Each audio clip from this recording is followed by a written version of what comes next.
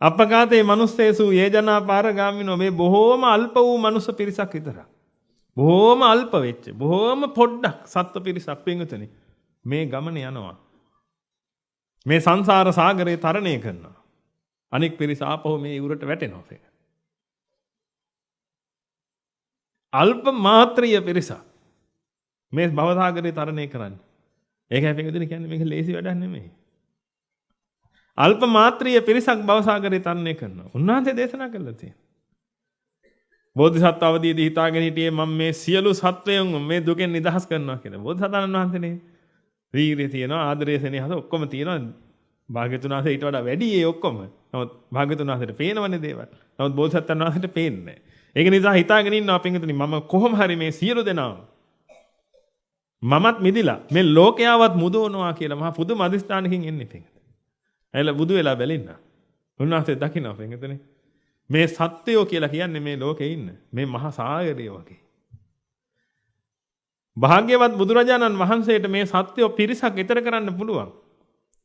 කොච්චර පිරිසක්ද කියලා බලද්දි පින්විතනේ උන්වහන්සේ උපමාවකින් කියන්නේ. කෙස් ගහක් මහා සාගරයට දාලා උඩට ඉස්සුවට පස්සේ ඔය කෙස් ගහේ අග රැඳෙන බිඳුව තියෙන්නේ. අන්න එච්චර ප්‍රමාණයක් සත්‍යයන්ව නිදහස් කරන්න පුළුවන් එක භාග්‍යවතුන් වහන්සේ නම.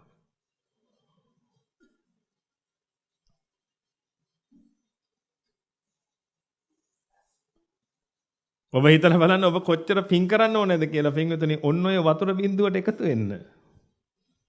මේ මහා සාගරය වගේ සත්ත්ව ප්‍රමාණය. ඔබ දන්නවනේ ඔබගේ ගෙදර ඉන්න කූඹි ගාන පින්විතනි මේ සම්පූර්ණ ජනගහනයට වඩා වැඩි. ඔබේ ගෙදර විතරක් නේ ඔබගේ වහලේ උඩ විතරක් ඉන්න කූඹි ප්‍රමාණය.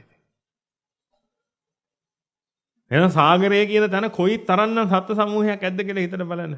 ඔය පේන සත්තුනේ ඇහැට නොපෙනෙන ආකාරයෙන් ඉන්න සුද්ධ ජීවී විශේෂ කොච්චර ඇද්ද පින්විතනි. ඒ වගේම ඊටත් වඩා සූක්ෂම ශරීර වලින් හැදිච්ච പ്രേත ආදී වශයෙන් පිරිස් කොච්චර ඇද්ද කියලා හිතට බලන්න. එහෙනම් ඔන්න ඔය තරම් ඒකතර අපි කියන දෙවිවරු නැතුව ඒකත් බ්‍රහ්මියෝ නැතුව අරූපාවචර බ්‍රහ්මියෝ නැතුව ඔය ආදී වශයෙන් මේ 31 ලෝකතලයේම සලකලා බලද්දි පින්විතනි සප්ත මහා සාගරය වගේ පින්විතනි සත්ත්ව ගණයක්. ඒක භාග්‍යවතුන් වහන්සේ නමකට අර කෙස් ගහ අගරෙදිච්ච වතුර බින්දුවේ ප්‍රමාණය. ඔබ අද ගෙදර ගිහලා කෙස් ගහක් වතුරට දාලා උස්සලා බලන්න. ඒක ඔබට තේරෙයි. ඒක නිසායි ඔබට ඇඟිල්ලෙන් ඇන හැමතිස්සෙම කියන්නේ මේක. ඔබ කල් අල්ලනවා. විශේෂයෙන් මේ තරුණ දරුවන්ට කියන්නේ. කල් අල්ලනවා. තව ඊළඟ සතිය බලමු. තව කල් ඊළඟ සතිය බලමු. දැන් ඔබ හිතන්නේ පින්විතනේ අර ඊරියෝ පැටව ගහනවා වගේ භාග්‍යවතුන් වහන්සේලා ලෝකෙට එනවා කියලාද? හතු පිපෙනවා වගේ බුද්ධ ශාසනය ඇති වෙනවා කියලාද? ඒකයි සමහර වෙලාවට පින්විතනේ සමහර දරුවෝ කියද්දී අනේ හාමුදුරුවනේ මට ඉතින් එයාව දාලා ඉන්න බෑ හාමුදුරුවෝ. එතන අපි කියන කමන්නේ පුතේ.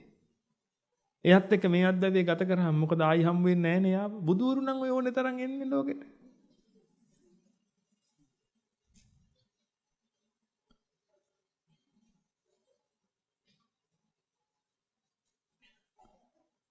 ඒකයි හිතන්න ඕනේ. බුදුවරු බය වෙන්න එපා. දැන් ඊළඟ එකෙත් කෙලිම මිනිස්සෙක් වෙනවා අපි ලියලා දෙන්න පොලේ.